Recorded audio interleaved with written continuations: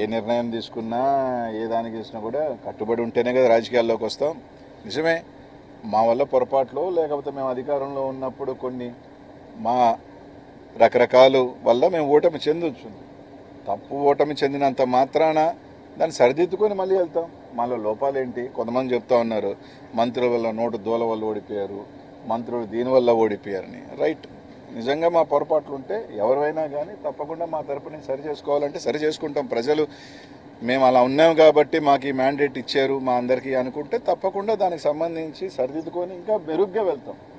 ఒక అపజయం కానీ వస్తే ఆ అపజయంలో నుంచి మనం సరిదిద్దుకొని దీంట్లో ఓహో ఇది పొరపాటు జరిగింది అని చెప్పుకొని గెలుపు దిశగా దాన్ని ముందు తీసుకెళ్ళే ఆలోచనలో వెళ్తాం తప్ప ఓడిపోయాము కాబట్టి కృంగిపోయి మూల కూర్చునే పరిస్థితి అయితే ఉండదు. తప్పకుండా నా రాజకీయంలో నాకేం ఓటమేం కొత్త కాదు. 29 సంవత్సరాల్లోనే ఓటమిని చూసినా ఎదుర్కొన్నా.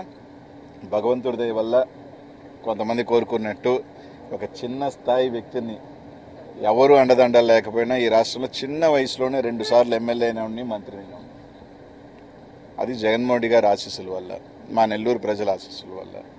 ఆయనతో వెంట ఉంటాం. ఆయనకు మంచి ఉన్నప్పుడు బాగున్నాం, ఆయన బాగా కష్టంలో ఉన్న ఆయన ప్రతిభ ఉన్నాం. బాగున్నప్పుడు మమ్మల్ని బాగా చూసుకున్నాడు.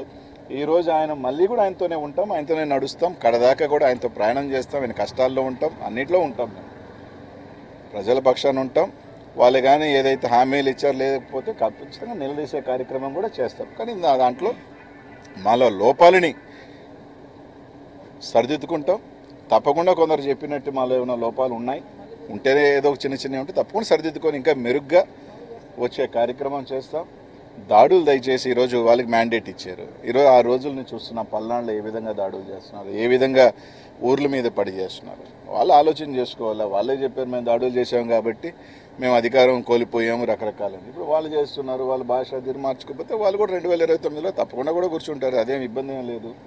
మా భాషలు బాగాలేను అన్నప్పుడు మమ్మల్ని అన్నప్పుడు వాళ్ళు ఈరోజు మాట్లాడే భాషలు కూడా తప్పకుండా ఉంటాయి. కాబట్టి తప్పకుండా ఎవరు ఆడికి ఏమి వెళ్ళిపోం. ఖచ్చితంగా వాళ్ళు కూడా ఓడిపోయినప్పుడు కొన్ని నెలల తరబడో లేదా సంవత్సరాల తరబడో వాళ్ళు కూడా ఇళ్లలోనే ఉన్నారు.